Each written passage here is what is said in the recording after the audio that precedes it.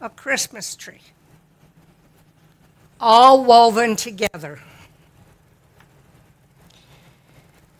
Let me ask you, how many of you have heard the story about the pastor at a new church and his young wife, and they go in and it's almost Christmas time, and there's a hole in the wall of the church, right at the front. Oh, that's ugly. Ugly. Well, here's the story.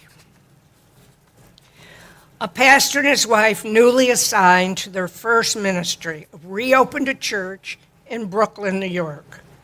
Excitedly arriving in early October, they saw the opportunities to accomplish something good before them. That's us here at Foothills. We're in a new building. We have many things to accomplish. When they first laid eyes upon the church, they found it to be very rundown and in need of much work. So they set a goal, though, to have everything done in time for their first Christmas Eve service. So they worked hard, they polished the pews, they painted the walls, and they were scheduled to open on December 18th. But on December 19th, a terrible storm hit the area, and it lasted for 2 full days. When the pastor went to the church on December 21st, that's when he found the big hole in the wall. A large area of plaster, actually 20 feet by 8 feet, had fallen. He thought, oh my goodness, what are we going to do? He cleaned up the mess, and he was going to postpone the service. But instead, he walked down to a thrift store, and he found a beautiful tablecloth, a beautiful tapestry, would fit perfectly over the hole. That same evening, as he put it up, there was another rainstorm, and there was an elderly lady who just missed her bus. And so, being a pastor, he said, well, let me help you. And he took her home to Staten Island. Moving ahead, there is the Christmas service coming up. And as it starts, an older man comes into the congregation. And he said, where did you get that tablecloth? He said, well, down the road at the thrift store. It only cost me $6. He said, would you look at it and see if there's initials EBB down in the corner? And there were. He said, my wife made that tablecloth. And when the Nazis came into our home, we got separated. And I haven't seen her since. And so the pastor said, well, when the service is done, please wait. I have a Christmas gift for you. And what do you think the pastor did that day? He took the man to see his wife. Of more than 40 years, they hadn't seen each other. A tapestry, a healing, threads put back together. What a beautiful story. Was that in God's plan? Yeah, that was part of his plan. So fortunately, I have many threads in my tapestry. Thank goodness God has broken some, because I was on the wrong road. But when they were broken, the threads God placed for me, replaced for me, were what I needed. They're the threads that were a better picture than the ones I thought were the gold of joy. Some of those threads have attached themselves to me when I wasn't sure I needed them. How many threads have come together for you? Are there God-made threads, or are many of them human-made threads? Remember, God will finish what he started. So next I want to sort of piggyback on Pastor Brad's idea of dreams. Our tapestries are our dreams that are always being woven. They are what we hope for and what we tie onto and what we tie into. We should include our family and friends. As we move forward here at Foothills, we weave new threads of our expansions, new members, more utilization for our building, and even the completion of the repairs we have started. Now here I want you to open your bulletins because now you can fill in those blank spaces. And this is the review test. How many of you loved a review test in school?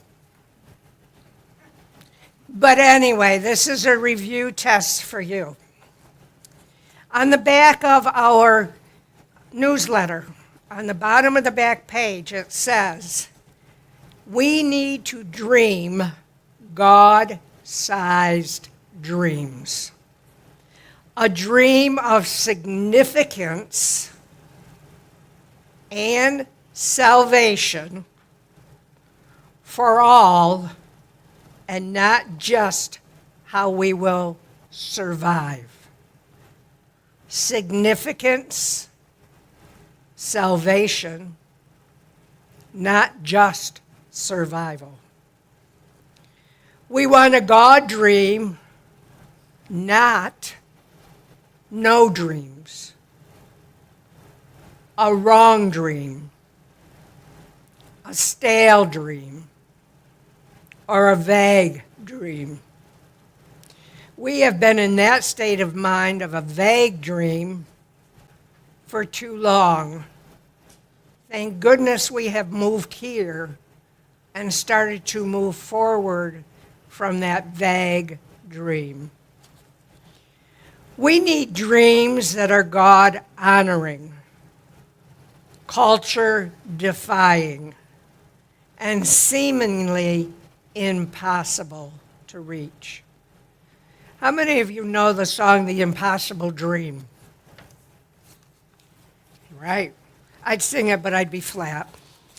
To dream the impossible dream, to fight the unbearable foe, to bear with unbearable sorrow, to run where the brave dare not go, to right the unrightable wrong, to love pure and chaste from afar, to try when your arms are too weary, to reach that unreachable star. This is our quest to follow that star, no matter how hopeless, no matter how far, to fight for the right without question or pause, to be willing to march into hell for a heavenly cause. And I know if I'll only be true to this glorious quest, that my heart will lie where peaceful and calm when I'm laid to my rest. And the world will be better for this, that one man scorned and covered with scars still strove with his last ounce of courage to reach the unreachable star. For the one person of us that has holes in our tapestry, to strive to move forward, to go farther. A dream of hope to be woven into our tapestry. Let's fill it with light and gold threads as much as we can. Threads that God has given us, whether we know it or not. He has given those to weave together. For him and our faithful Tapestry, and even our family, Tapestry. Be sure, as Colossians 1:10 says to you, live a life worthy of the Lord and please Him in every way. I have one more poem I would like, and this goes way back to early or late 1800s. My life is but a weaving between my God and me. I cannot choose the colors. He weaveth steadily. How many of you made those pot holders when you were young girls on a loom, where you put the little strings across and then you had to weave them through? Those pot holders were not very strong, not very good, but boy, did our mothers use them. They felt woven into us. Oft time he weaveth sorrow, and I, in foolish pride, forget he sees the upper side, and I the underside. Not till the loom is silent, and the shuttles cease to fly, will God unroll the canvas and reveal the reason why. The dark threads are as needful in the weaver's skillful hand as the threads of gold and silver in the plan he has planned. He knows, he loves, he cares. Nothing this truth can dim. He gives the very best to those who leave the choice to him. Pastor Brad has dreams. He read some of those to us, and I marked two of them here that he highlighted and I thought were doable someday. The one is the big sanctuary over here that'll hold more than 150 people. I want you to know we reach very close to 95 to 100 every Sunday now. Granted, between this service, who watches online, and the next service, we are weaving a tapestry of God's love. The second is to build a picnic pavilion back here soon. That's a soon type dream. Once we have that, we could use it as a fundraiser and rent it out for picnics.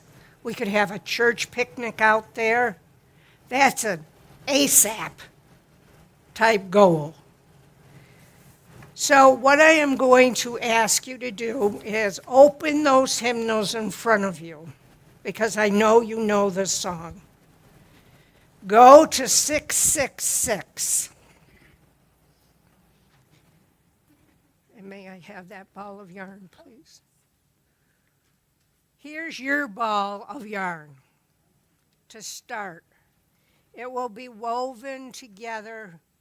I'm hoping for a dishcloth that we can use in there. I hope I have enough thread to do that. But anyway, 666, I believe, is the shalom to you, right? I guess I better open one myself. We are singing this in the second service, and I'm pretty sure most of you that can do it and can do it a cappella. I have a very low voice, so I will start it low. Those of you that are sopranos, just go an octave higher. Shalom to you now, shalom, my friend. May God's full mercies bless you, my friends, in all your living and through your loving. Christ be your shalom. Christ be your shalom. Shalom is go now in peace. Go now in peace. May you enjoy the rest of this beautiful day. It's an awesome day. Go now and enjoy all there is. Weave your tapestry with gold, silver, threads from God. And may we expand and enlarge in our tapestry of foothills to do beautiful work in this community and the world. Amen.